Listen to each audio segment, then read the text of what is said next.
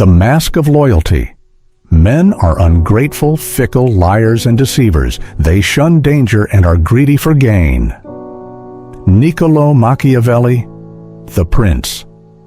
What if your best friend isn't your shield, but your sharpest blade waiting for the perfect time? We're taught from childhood to fear enemies, to watch for rivals, to guard against open hostility. But Machiavelli, the man who studied power more coldly and honestly than anyone else, warned us that the greater threat does not come from those who openly oppose you. It comes from those who pretend to stand beside you. Think about it. You expect a rival to challenge you. That's predictable. That's manageable. But what happens when betrayal comes not from a stranger, but from a colleague who praises your work, a friend who celebrates your success, or a partner who swears loyalty until ambition whispers otherwise? That's when the ground beneath you gives way. Enemies stab your body. Fake friends stab your soul. The illusion of loyalty. Machiavelli did not believe in sentimental loyalty. He argued that most people cling to power, not to people. Their allegiance is a mask worn for convenience, and masks, by definition, are meant to be removed. In The Prince, he makes it brutal. Men will serve you only as long as it benefits them. When the benefit fades, so too does their loyalty. This isn't cynicism, it's survival. Look at your own life. How many friends have celebrated your wins only to pull away when those wins outshone theirs? How many colleagues offered help when it cost them nothing but vanished the moment real sacrifice was required? Loyalty is not permanent. It's conditional. It shifts like a shadow, always tied to self-interest. The betrayal of Caesar. The most famous betrayal in history is not a story of enemies. It is a story of friends. Julius Caesar, the most powerful man in Rome, did not fall in battle against rival nations. He fell in the Senate, stabbed 23 times, and among the hands that struck him was Brutus, a man Caesar trusted as family. "Et tu, Brute?" "Even you, Brutus?" was not just a cry of pain. It was the scream of realization, the realization that loyalty had been an illusion all along. That's the true danger of fake friends. They hide behind closeness. They study your weaknesses. They gain your trust. And when the moment is right, they betray you in a way no enemy ever could, because you never saw it coming. Modern masks today. Betrayal rarely comes with daggers. It comes with smiles and whispers. A colleague leaks your ideas in meetings. A friend plants quiet doubts about you behind your back.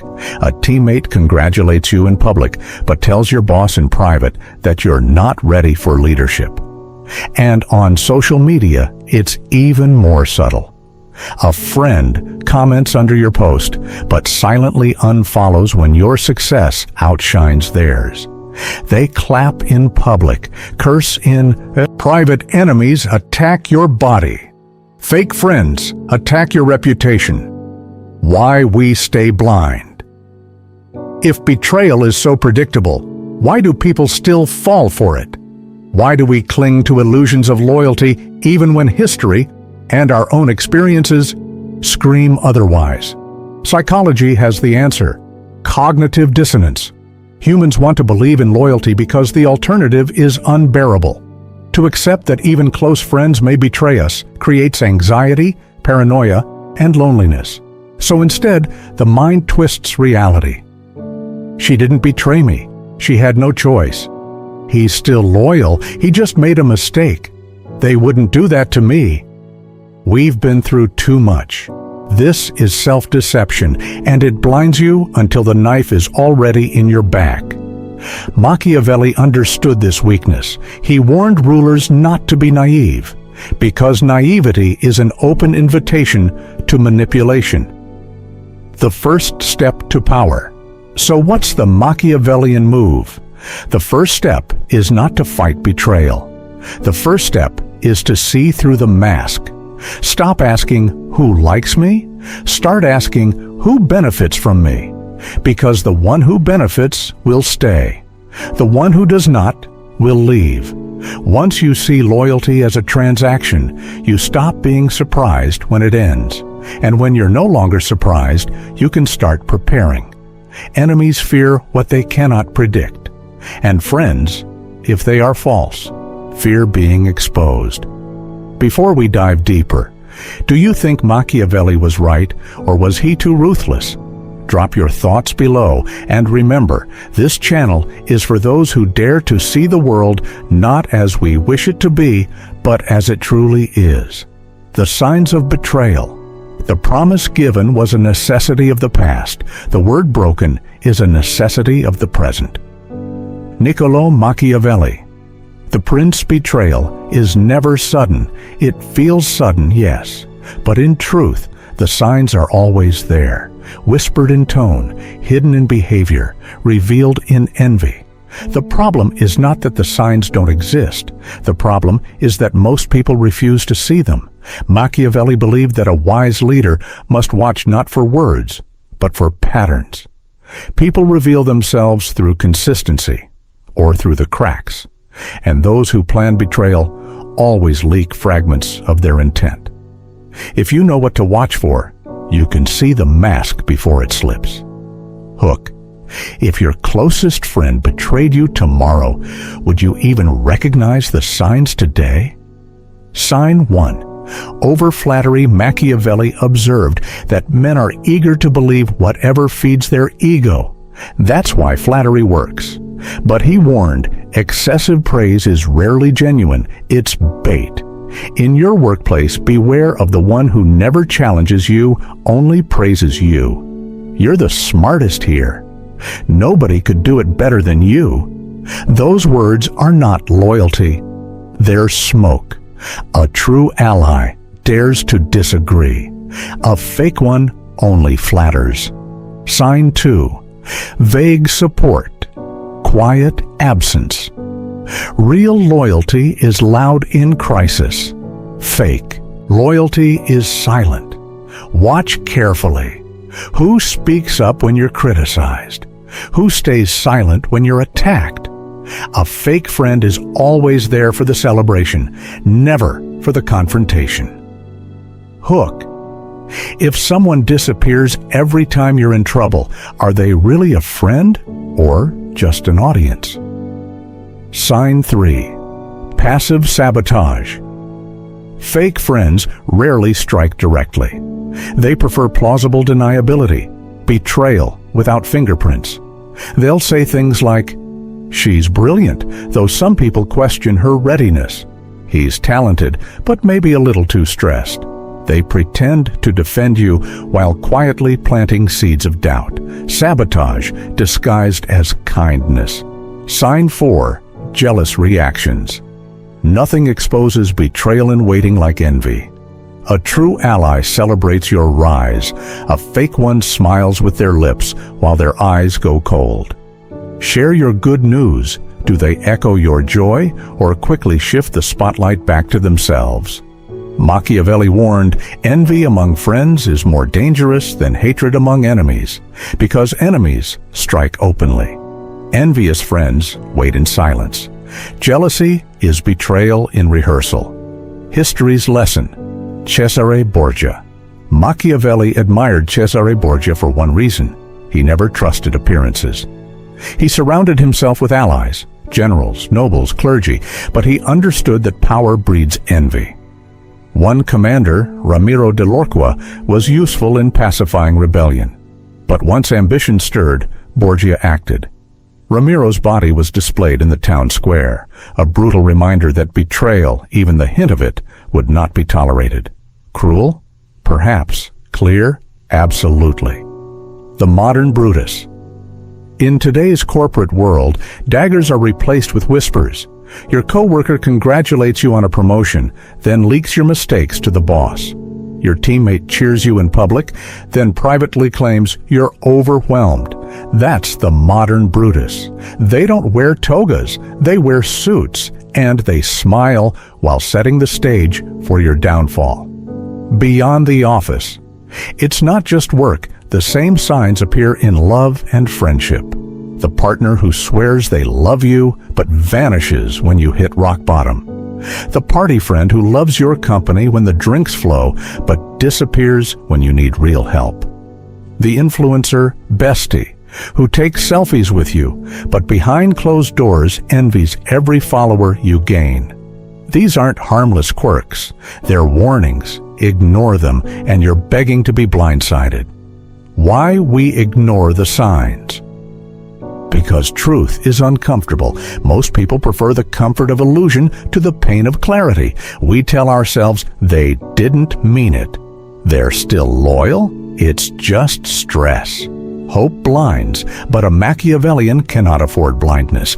He must see reality as it is, not as he wishes it to be.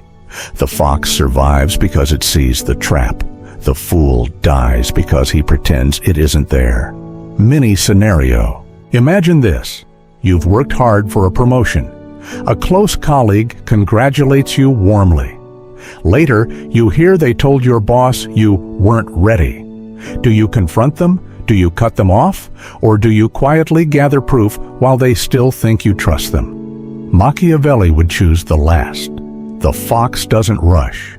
He studies the trap, then dismantles it. The first defense. The first defense against betrayal is not action. It is awareness. Recognize over flattery. Notice vague support. Catch passive sabotage. Feel envy in the air, because betrayal is not an accident. It's a strategy, and the only way to counter a strategy is to see it before it strikes. The strategy of distance. It is not essential that a prince should have all the good qualities, but it is most essential that he should seem to have them. Niccolo Machiavelli, the prince. Here's the paradox. The closer someone stands, the more dangerous they become. Access is power, and every secret you share is a weapon you hand to someone else. That's why Machiavelli urged rulers to master distance. Not isolation, not paranoia, but the art of controlling access. Hook. If nobody knows your next move, how can they ever sabotage it? The danger of oversharing. We live in an age of exposure. People post their plans online before they've even begun. They reveal their fears in casual chats. They hand out their weaknesses like gifts, and then they act surprised when those weaknesses are used against them. Machiavelli would laugh. Why give others the blueprint to destroy you? Speak less than you know. Share only what builds your image. Keep your true plans hidden until they are already unstoppable. Mystery is not weakness. Mystery is leverage. Louis I of France. The Spider King Machiavelli admired Louis I of France, the Spider King. Louis kept ambitious nobles close, but never too close. He rotated influence like chess pieces, ensuring no single ally grew powerful enough to betray him. Every man thought he had Louis's trust, but no one had full access. And that careful distance allowed Louis to survive decades in a court filled with vipers. The workplace strategist. The same rules apply today. Say you suspect a colleague of undermining you. Do you accuse them? That makes you look paranoid. Do you trust them fully? That makes you look naive. The Machiavellian move is to limit access quietly. Keep conversations polite, but vague. Redirect when they pry too deeply. Build alliances elsewhere while they waste energy guessing. They can't weaponize what they don't know. The power of mystery. People fear uncertainty. They crave clarity. When you refuse to give it, they grow restless. In their restlessness, they reveal more than they should. This is the advantage of seeming. Seem friendly, but never naive. Seem open, but never transparent. Seem predictable, but remain unpredictable. The less they know, the more they imagine. And imagination can be more dangerous than the truth. Your silence will tell them nothing, but it will make them confess everything. The fox in the trap. Machiavelli's fox survives because it senses traps. The lion survives because it scares wolves. Together, they rule. Distance makes you the fox. Silence makes you untouchable. When fake friends push for closeness, your polite distance unsettles them. When they demand clarity, your vagueness disarms them. They cannot predict you. And unpredictability is both shield and sword. The middle manager trap. Every modern workplace has one, the middle manager who flatters the boss, undermines peers, and positions themselves as indispensable. They smile, they praise, and then they whisper doubts when you're not around. Confronting them head-on only makes you look insecure. The Machiavellian move is distance. Limit what they know. Feed them selective truths. Observe. Eventually, they expose themselves, and you rise while they fall. Everyday mirrors. This isn't just corporate, it's universal. In friendship, the one who gossips about others will gossip about you. Keep them close, but never open your chest. In love, the partner who demands every detail of your past will one day use it in a fight.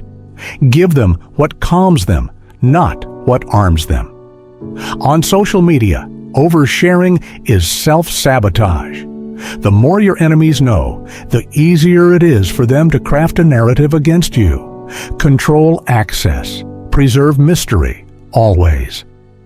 The Machiavellian formula Machiavelli would distill it into 5 rules. Never hand anyone the full map of your mind. Stay close enough to observe, far enough to prevent harm. Project the image they expect, but guard the truth. Keep them guessing. Uncertainty is a weapon. Use silence. The less you reveal, the more others will. Mini scenario. Imagine this. A colleague presses you for details about your next big project. You suspect they've leaked your ideas before. Do you trust them again? Do you shut them out? Or do you give them just enough false detail to test their loyalty? A fox never reveals its whole path. It lets the trap expose itself. The hidden power strategic distance isn't about pushing people away. It's about pulling yourself into a position of control. Reduce access, and you create uncertainty. Uncertainty breeds instability, and unstable people are predictable. Distance is armor. Distance is leverage. Distance is the difference between being manipulated and being untouchable. Question for you. Do you believe true friendship can exist in a ruthless world, or is every relationship a calculation of power? Comment below. The preemptive strike. A wise man does at once what a fool does at last. Niccolo Machiavelli. Most people wait. They wait until betrayal is undeniable. They wait until the knife is already inside them. They wait for proof, for certainty, for hope. Machiavelli despised this hesitation. He warned, that delay is death. In politics, in war, in everyday power struggles, waiting gives your enemy time to sharpen their blade. The Machiavellian solution? Strike first. Not out of fear, not out of anger, but out of strategy. Hook. Would you rather look ruthless today or look destroyed tomorrow? Why speed matters. Small betrayals ignored become large ones. The whisper today becomes a rumor tomorrow and a rebellion next week. Cesare Borgia, Machiavelli's ruthless example, understood this well. When his commanders grew ambitious, he didn't wait. Ramiro de Lorqua, once useful, became dangerous. Borgia had him executed and displayed in the town square. A brutal lesson. Hesitation is weakness. Delay lets enemies gather strength. Speed kills momentum. The modern office version. In business, betrayal doesn't wear armor. It wears suits. It doesn't stab with knives. It leaks with whispers. The Machiavellian response? Preempt. If someone leaks your ideas, stop feeding them. If they build secret alliances, build stronger ones first. If they shape the narrative, flood the room with your version before theirs can spread. If you suspect disloyalty, plant decoy details. See what leaks. Confirm without confrontation. The fool waits for proof. The strategist sets the trap. The precision of power. A preemptive strike is not an outburst. It is not rage. It is surgery. Precise, calculated, clean. You don't destroy everyone. You weaken just enough to neutralize the threat. You don't humiliate needlessly. You demonstrate clarity. Hesitation breeds chaos. Decisiveness creates order. History's mirror, Hannibal didn't wait for Rome to assemble its full might. He ambushed. At Cannae, he struck first, turning Rome's strength into weakness. Machiavelli admired him because he understood fear comes not from power alone, but from power used at the right moment. Better to be feared for decisive action than destroyed by hesitation. The silent pivot. Sometimes the smartest strike is silent. Imagine discovering a friend is quietly undermining you. Instead of confrontation, you shift. You cut their access. You strengthen other alliances. You let them wake up one day to find they've been outmaneuvered. No shouting, no drama, just silence and power. Hook. Sometimes the deadliest strike is the one nobody sees until it's too late. Anticipation. The real weapon. Most people demand proof before they act, but proof comes too late. By the time betrayal is certain, the damage is already done. Machiavelli would say, patterns are enough. Hesitation is permission. The wise anticipate. The fool reacts. Everyday scenarios. This isn't just war or politics, it's life. In love, if you sense betrayal, you don't wait for the text messages to confirm. You test boundaries, you plant decoys, you pivot before heartbreak consumes you. In friendships, if someone envies every success you have, don't wait for the stab. Limit access now. On social media, if someone mimics your every move, don't confront. Change strategy before they steal the spotlight. Act early, act clean, act with purpose. Balance, not paranoia. But caution, act too often and you look paranoid. Strike too hard and you create enemies you didn't need. Machiavelli warned, cruelty should be inflicted all at once. Make one decisive move. Let the fear linger, but never let resentment build. Strike once. Strike clean. Then move forward. The Steve Jobs lesson. Steve Jobs was betrayed by his own board. He didn't crumble, he didn't beg, he pivoted, built Next, built Pixar, and years later Apple came crawling back. That wasn't survival, that was preemption. He turned betrayal into leverage before Apple could bury him. Jobs didn't wait for destruction, he built his comeback in advance. Core laws of the preemptive strike: speed over hesitation, delay feeds betrayal, precision over chaos. Act surgically, not emotionally, anticipation over proof. Patterns are enough to justify action. The lion roars after the attack. The fox moves before it happens. Together, they never fall. Question for you. Would you rather strike too early and be called ruthless, or wait too long and be remembered as weak? Comment below. Betrayal as power. The promise given was a necessity of the past. The word broken is a necessity of the present. Niccolò Machiavelli. Most people treat betrayal as the end. They collapse. They lose faith. They retreat into weakness. But a Machiavellian mind sees betrayal differently, not as destruction, but as revelation. When someone betrays you, they strip off the mask. They show their true face. And once the mask is gone, you hold the advantage. Betrayal hurts only if you take it personally. If you treat it as strategy, it becomes information. And information is the sharpest blade in power games. Betrayal as a mirror. Every betrayal is a mirror. Ask yourself, who gained? Who rose as I fell? Who smiled while I bled? Each answer maps the hidden loyalties around you. Betrayal is not just pain, it's clarity. It shows you where your circle was weak. It reveals the actors who played loyalty but served envy. Hook.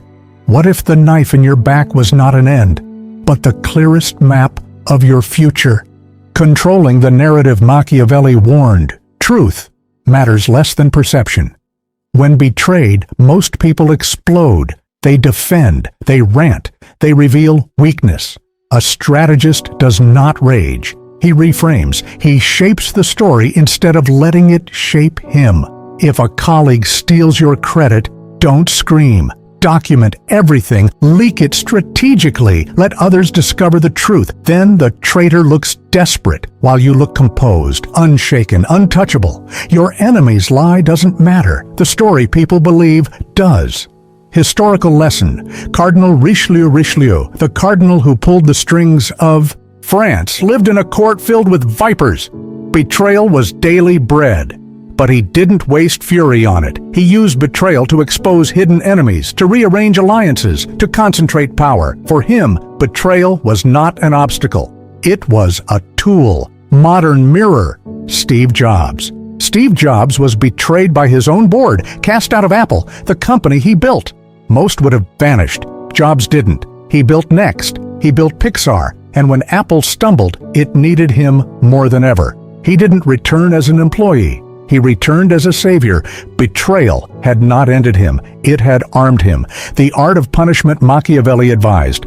Punish betrayal decisively but selectively. If you ignore it, you look weak. If you punish everyone, you look paranoid. The balance? Punish one, warn many. Make an example so sharp that others hesitate before even thinking of crossing you. Cruelty all at once. Then silence. Fear lingers, but resentment fades. The emotional trap most fail here. They let anger dictate their hand. They punish from emotion. They forgive from pity. But a Machiavellian never asks, "Am I angry?" He asks, "Does this increase my power?" Every response must serve strategy, not ego. Betrayal as leverage. The ultimate move is to turn betrayal into leverage. Reorganize alliances. Let betrayal cut away the weak so the strong can rise closer. Redefine loyalty, no longer based on sentiment, but on usefulness. Who needs you as much as you need them? Strengthen secrecy. Betrayal proves the cost of exposure. From then on, your silence becomes your strongest defense. Betrayal doesn't weaken you, it filters your circle. Everyday mirrors. It's not just kings and CEOs, it's you. On social media, when a friend leaks your private life, most collapse. A strategist flips the scandal into spotlight, turning shame into attention. In love, betrayal shatters the naive. But the Machiavellian rebuilds stronger walls, raises sharper standards, and never gives away access so cheaply again. In friendship, envy dressed as support eventually cuts. But better now than later. Better to see the mask fall before the stakes grow higher.